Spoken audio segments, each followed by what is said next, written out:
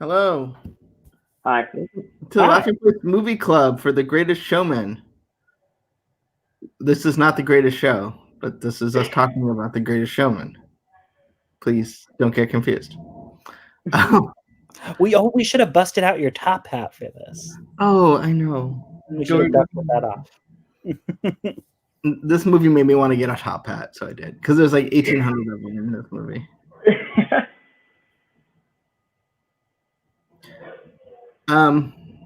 So, in any case, we just watched it again. Cole, I presume you've seen the movie because you signed up to watch this. I watched it again this weekend. So,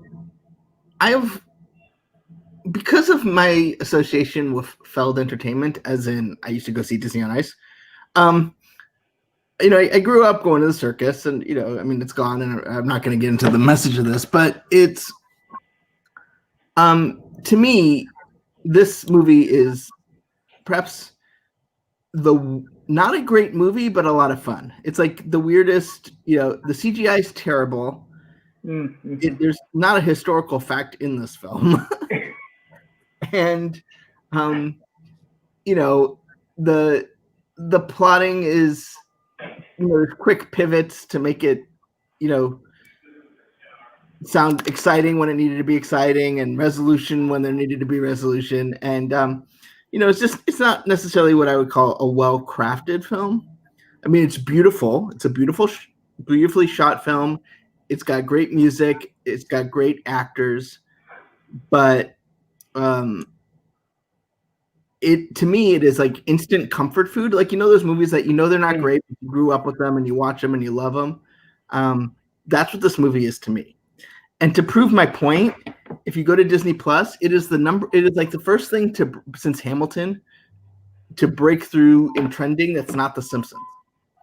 So a lot of people have been watching the last couple of days, even as they released Ant-Man and the Wasp and last weekend, and some other things. This is the number one thing on Disney Plus right now. Wow. Yeah, and I remember its theatrical release. We went to see it opening night, Benji, and both walked away thinking like that was really good music, mediocre story, but walked away with the sense that like it's a fun film. And then I didn't really have a desire to see it again, but I loved the music, so that's how I knew it best. Like, I listened to the soundtrack a ton, and then they came out with the album with like professional pop stars singing the songs. Pink and Sia were on that album, and but it wasn't until the following April, and I was reconnecting with some really little cousins that I have who were between the ages of probably like 8 or 9 and 3.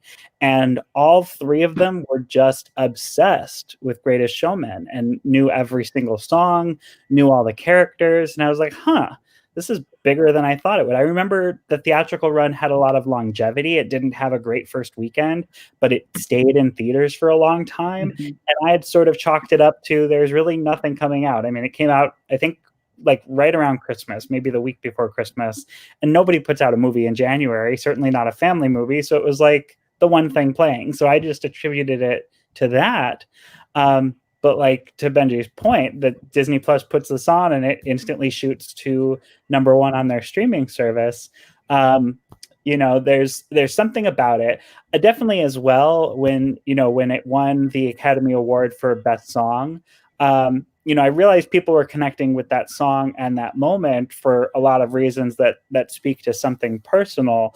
But I didn't think about when I saw the film how much that probably resonates through the story as well, through a lot of the side characters in particular, because the film's biggest flaw is the lead character being kind of a crummy character.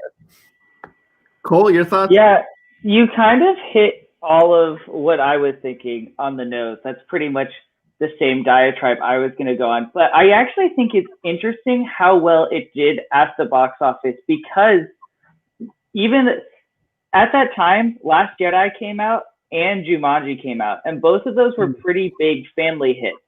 So it was kind of surprising that Greatest Showman was able to have as much longevity as it did, competing against 2 movies that were even more of kind of a juggernaut than it was. So it was like a really surprising thing that I was like, oh, that's still in the top 10 and we're in February? That doesn't make sense right now. Why is this lasting so long?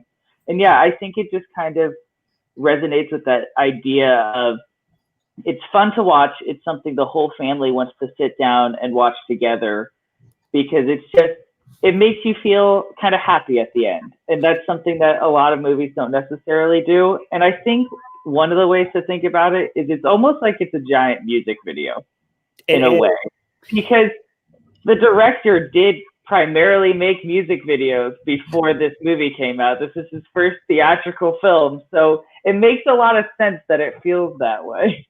Did he by any chance direct the music video Circus by Britney Spears, which has like all of the same visual aesthetics of? I am not aware of that fact.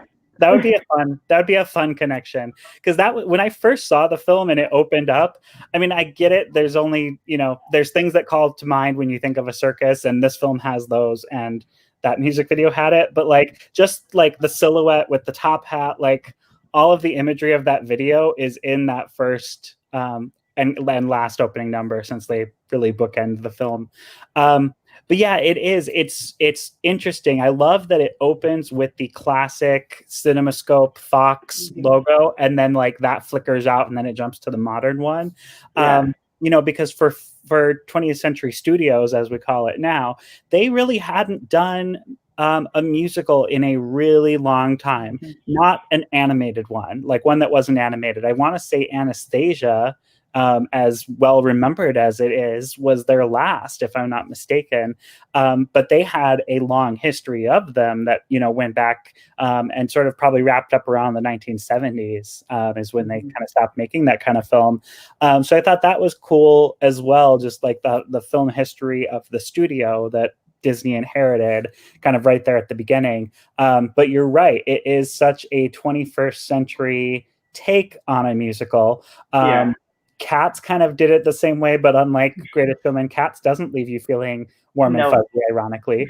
And also, I mean, Hugh Jackman has transcended into, I mean, he was a musical theater fan and performer before playing Wolverine. But like in terms of musicals in the past couple of years, he's done quite a few of them for how few Hollywood does.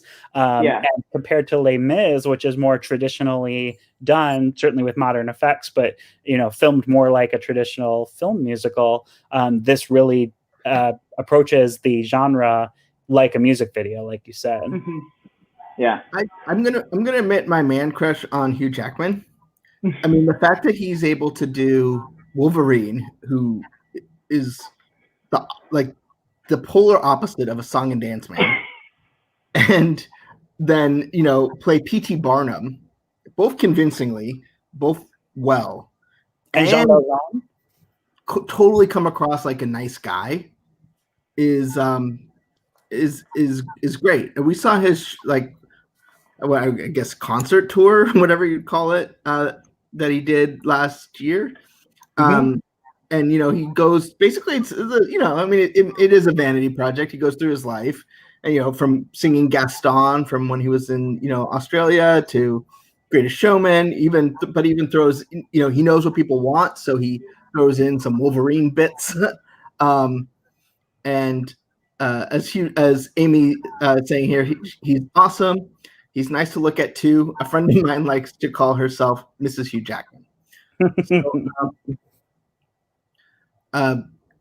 So we the other thing I think that's interesting, Cole, from a business side, is you're right. This movie has long legs at a time when the many studios, forget COVID, but even before this, we're trying to narrow that window so that the movie couldn't have had that long legs, because it would literally be on whatever DVD or home video by the time this movie ended in theatrical.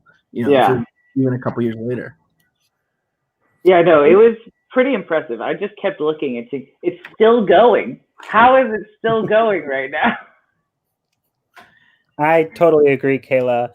And for both of you, when's the first time you realized or discovered that Hugh Jackman could do musical theater, because for me it was like less than a year after X-Men came out that one of my teachers pulled out his production of Oklahoma, and I was like, that's Wolverine.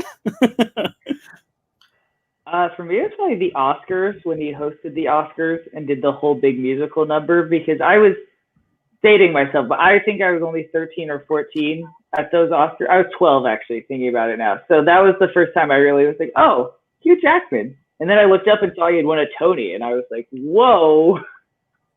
Yeah, for me, it was when he was, doing the Tonys, because when he's playing, what's the name of it? The name's escaping me, but that Australian performer who is, not exactly a Wolverine type. Not at all. Peter Allen. Yeah. Keep on calling Paul Allen, but he had nothing to do with Microsoft. I think that's when I got to know. Amy says she didn't know he could sing until Les Mis. Kayla says the Oscars, but Amy does have a question. Going back to the movie, "This Is Me" is her favorite song. What's your favorite song from the film? I agree with "This Is Me." Watching it again, I was almost in tears watching how powerful their performance is with that. It's A+. Alex? I have two. I mean, I love the music, but "This Is Me" is not in my top two. And I can't pick one over the other, but I'll give them to you in the order that's the most Disney.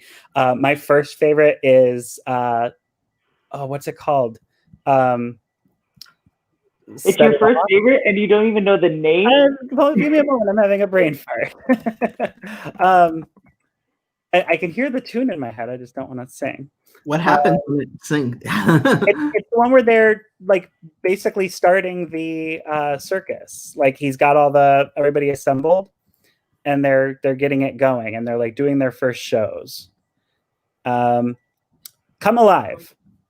Come Alive is my like one of my top two favorites, and I want Disney parks to do a parade to it. I think it lends itself perfectly. Like this song, the first time I heard it, I was like, this is parade music. They just need to get the characters on a float and do this in the parks. And then the other one that was not instantly my favorite but has become my favorite is Tightrope. I love Michelle Williams, and I have for a really long time. And like most recently, her work in Fosse Verdon just like cemented my love for her forever. But I just love that song. It's not too emotional, but it carries all of the emotion of what you need out of the character in that moment of kind of doubting her relationship that, as it is in the film, lasted from childhood up to that point. And there's just something so incredible about that song for me. So if I get to pick two, can I get a pick two? They and know that I'm coming through this through a Disney lens, but mine are The Greatest Show, because I just think that's such a Disney ballyhoo kind of song, and then A Million Dreams, which has nothing to do with A Year of a Million Dreams, but I like dreams. I like the optimism, because I think we're gonna come back. Obviously production shut down, but I think a movie like this is really gonna hit whenever it comes out after this, because with everything we face this year, I think people are gonna want something like this. And that's not to say that there's not problems in the world, and I get that, but sometimes you need a break from that in order to fully face them. And I think that's part of the reason The Greatest Showman was successful, was it had been a while since there was just a pure feel-good film. I mean, and as we've talked, this movie is historical garbage, but I feel like if anyone can get away with it, it's a movie about P.T. Barnum, because that's, if anyone can ballyhoo his own life, I mean, it's not obviously him, but like, if you can't ballyhoo P.T. Barnum, who can you? And so, it's not like, it's not like it has any sort of major historical significance in the scheme of the universe, it's not, but I think, and I don't know if Disney's going to do it, or, or one of Disney's brands is going to do it, but I think there's going to be a moment. I mean, if you just look at what is successful right now on Disney Plus, and I know Disney Plus is not the end all be all, but it's stuff like The Greatest Showman or even Hamilton, which obviously has a sad ending, but it definitely has an optimistic look at the United States.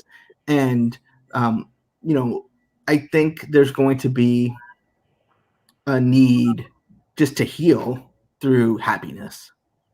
Yeah, and I think even just like the biggest takeaway message from, I mean, there's a lot of themes in Greatest Showman that I think resonate with people, and on Barnum's side, the fact that he came from nothing and built this empire is really cool to see. But I think the biggest takeaway and the reason that it resonates with so many people is that it's characters taking the things that make them feel different or embarrassed or ashamed to be themselves and learning to own it and wear it and be proud of it. And I think especially in this era, not related to COVID, but I just think there's a lot of people who are feeling that way regardless. And it even has themes of, skin color and racial inequality. Obviously it's set, around the turn of the century. There's not a gasoline powered vehicle in the film, so it's before. Even before that, right? It's right. It's before the Civil War. Everyone's I think it was horse-drawn carriage in that time. What'd you say, Cole? I was thinking if it was anywhere near when the actual time was, he started the circus in 1871. So I figured it was right after the Civil War. That's where I was kind of placing it. Okay. I was like, in my head, I was thinking like, oh, it's so Victorian era. This is like Anne of Green Gables times. But you're probably right. I'm probably romanticizing the era too much. But I was thinking a lot about it. It was really bothering me. But I mean, there's themes of that in the film too. It's like Zendaya's whole character and Zac Efron's whole character are fictional. Like they didn't exist in Barnum's world. But that story is really there to talk about, love is love, and what you look like or what skin color you have doesn't matter. And I mean, that's something Rodgers and Hammerstein were doing back with South Pacific, 60 years ago.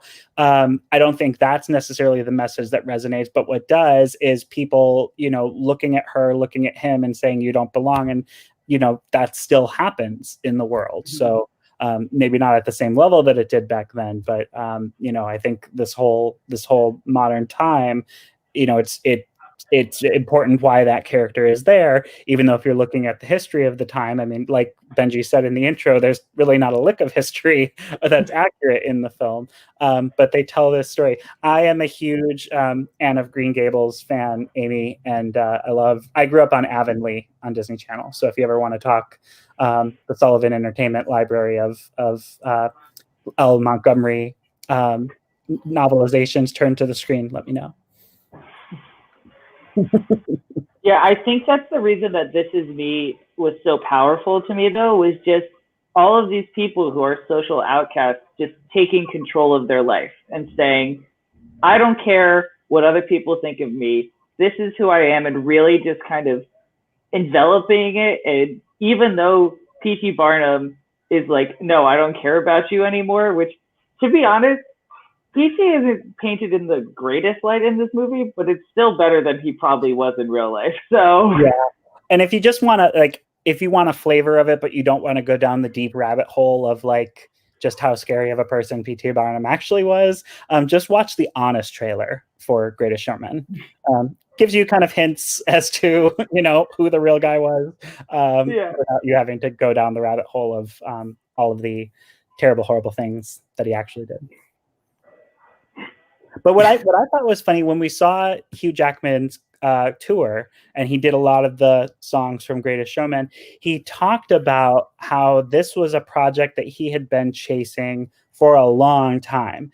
That basically since he got into Hollywood, he had wanted to do a film musical about P.T. Barnum. Like he was very specific about that. I thought that was really interesting. And I think it's also interesting that this comes from the songwriters, Pasek and Paul, who are working on a Disney project now, if I'm not mistaken, a Disney animated film, but that they kind of came off two major hits on Broadway with Dear Evan Hansen, and then in film with La La Land. and then went to this. And, to me, I credit the success of this film. I mean, obviously great casting, and being fun to watch, but the music, I think, is the biggest thing. Mm-hmm. So I just think it's so funny that they're on this trajectory that's almost Ashman Minkin in its uphill climb. Maybe, different, because obviously first big show out the gate, they win all the Tonys. First big movie out the gate, they win all of the Academy Awards, and even this won Oscar for Best Song as well. It actually didn't. It lost to Remember Me. Oh, yeah. I forgot that. That's right. Robin Lopez, though, had a very similar career to the career they're going through now. So there's still parallels. That's true. Should have actually won the best song? Like, what do you think's the better song, Remember Me or This Is Me? I don't know. Both of them really make me cry and really fit the theme of the movie so well that I don't know. It's kind of a tie in my mind. I don't know if I could choose one. I think they're both kind of perfect for what they are. Yeah, I feel like the quality of the movie gives Remember Me the edge, because it's a better movie, so the song means more. This Is Me would be probably have the same amount of power, kind of almost out of the movie. This Is Me, there's a perfect recording of it, like the album version of this song. I don't think anybody could ever top it. Whereas Remember Me, I love the song, but there's not a single recorded version of it that truly satisfies me. I love the Ernesto de la Cruz version, but it ends with the bell drop in a satisfying way. And then there's the sad lullaby version, and then the Miguel pop version. But it's the perfect version of that song in my mind doesn't exist. And that bothers me. What's interesting to me is obviously we had, Howard Ashman and Alan Menken, and, Alan Menken's still around and still working, so I don't want to, but it's almost like there's this triumvirate of Lin-Manuel Miranda, who was inspired by Darkwing Duck. You have Pasek and Paul, who was also inspired by those classic and Alan Menken Ashman movies, and you have the Lopez duo, which was all part of the same crew. Knows Lin-Manuel from went to the same school. So to me, it's almost like you couldn't get it better in terms of a passing of a baton. I think if Disney's going to keep doing musicals and storytelling musicals, what I think the legacy that they learned from Howard Ashman that no one was able to really, I don't think the Sherman Brothers really passed on, although they were great at it, but I don't think they, Walt was kind of taking all the oxygen in terms of storytelling, but how songs are there to serve the story. Storytelling music, it's not just about making a great song, it's about making a great musical. And I feel Lin-Manuel Miranda, Bobby and Kristen Anderson Lopez, and Pasek and Paul get that. Even just the work they did on Aladdin, they saw where the song moment needed to be and was able to add it. And I think that's I think that bodes well for the future of musicals. Particularly in the Disney fold, but even beyond that. I think to me the interesting thing is that all those people have won a Tony for Best Musical. So I think that definitely plays into why they're able to create these stories within the musicals, because they all have experience writing that and helping create a full story that clearly resonates with people moving forward. So I think that's an interesting thing that sets them apart from any kind of Disney composers of the past. Yeah, and Alan Menken was the only R. Legot. He's got the Emmy, Grammy, Oscar, Tony, Legend Award, and Razzie. But I'm sure he won't be the only one. Everyone gets Razzie. Razzie's hard to get. I don't know. Sometimes they just give them to okay performances, but in a terrible movie. So yeah, it's almost like I wonder if they'll work toward it. If they get the EGOT, do they try and find a terrible movie to get the Razzie to kind of keep up? Because Howard Ashman won an Oscar and a Razzie in the same year. I know, very impressed. So did Sandra Bullock. She actually accepted hers. Yeah, she did. Anyway, recently. What's that? Lizzie McGuire just got one. Did she show up to claim her Razzie? Lizzie McGuire's not a real person. Hilary Duff. You know what I mean? I do want to also talk about, I think the timing of this movie and several movies about circus life are really poignant, because I think this movie was put into production before Barnum and Bailey through Feld Entertainment wrapped up the show forever. But it came out after the circus had, I think, completed its run. And then on the heels of Greatest Showman, I actually, in my mind, blurred imagery from Greatest Showman and Tim Burton's Dumbo. For some reason, I thought the scene of like the circus people storming the amusement park and like entering this like weird dungeon bridge thing, I thought that was in Greatest Showman. And then as we were watching it, I was like, oh yeah, that was Dumbo. And then One and Only Ivan, which I just saw this weekend, which comes to Disney Plus this Friday, also has these same circus themes. And I just think it's funny how, like, literally the minute we stopped traveling circuses, we glamorize it. Every year and a half, you need a circus movie now. That's right. how it works. Like there was Billy Rose's Jumbo after Dumbo, the original, and then Toby Tyler, and then nothing. Yeah. Greatest Showman. I feel like this needs to. I mean, we talked how it's like not a great movie, but I feel like it would be a great show. Like, you don't need to have like all the sort of problematic elements of the circus, but you could make it up, and it's okay because it's like a musical. But you don't have the whole, the trapeze and all the fun parts. It's in production. I mean, the future of stage shows for the time being looks a little uncertain, but in terms of like Fox Theatrical's licensing division, this was being workshopped with, I think, Disney Theatrical involved at this point, which is really cool. And like I've been a fan of a lot of the Fox movies turned musical. Like I think the Anastasia Broadway show was better than the Anastasia animated film. Less rotoscoping. Less rotoscoping. A lot less rotoscoping. I didn't feel that way about Mrs. Doubtfire, but I felt that way about Moulin Rouge. And I love the movie Moulin Rouge. I know it's not great, but I just love it for whatever reason. And the show was like 2,000 times better. So I was really excited I am really excited to see what comes of the stage production of Greatest Showman. Yeah. And maybe they'll have Jenny Lind look and sound more like the real Jenny Lind.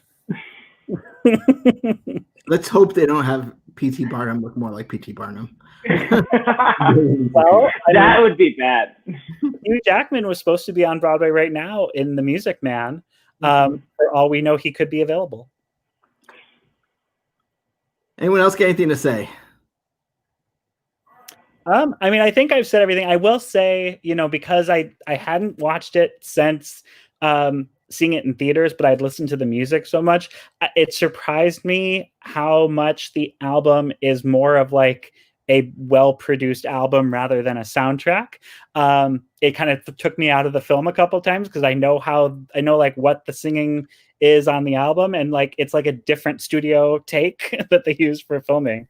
So I thought that's funny. And yes, Ewan McGregor has a beautiful singing voice as well. Really love him and Nicole Kidman in Moulin Rouge. I guess just for me, a fun fact that my dad did additional photography on the film. He told me to talk about it because every time that we watched the movie, when we were sitting on this couch, he goes, "My shot, my shot, my shot." The whole movie, every single shot that was his. So that was kind of fun. We couldn't do that in the theater, obviously, because he couldn't yell "my shot" everywhere. But a surprising amount of his stuff made it in. And we're like, "Oh, yay!" So that was really fun. Cool.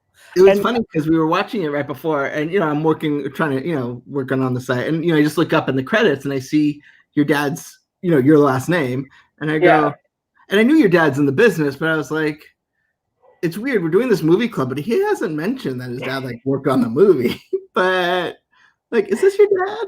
And he did. Yep, that was him. He did the reshoot. So if you notice, James Mangold is listed as an executive producer.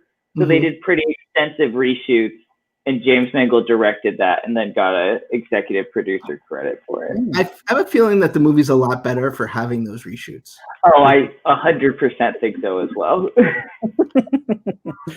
That's really cool. Where did they do those in LA, or did they have? Yeah, those were all in LA. They did a lot of them. Their brothers. So that whole second song in the movie with the kid, a lot of that was in the reshoots at Warner Brothers. Wow. That's really cool. Yeah. Okay. Well, that's a wrap from us, but I do want to share what we got going on. So tomorrow, Alex's review of The One and Only Ivan will debut at 9 a.m. Pacific. Then Cole will be back at 4 p.m. Pacific with with the Mosleys talking about Who Wants to Be a Millionaire? Play It. What band? PI. And then Juby and Gideon will be here at 7:30 with Disney Trivia Live. Our next movie club will be on Thursday for Ant-Man and the Wasp. So that's what we got going on. Thanks so much for joining us. Hope everyone stays safe and happy. And if Greatest Showman has taught us anything, have a little fun. Bye, everybody. Bye-bye. Bye.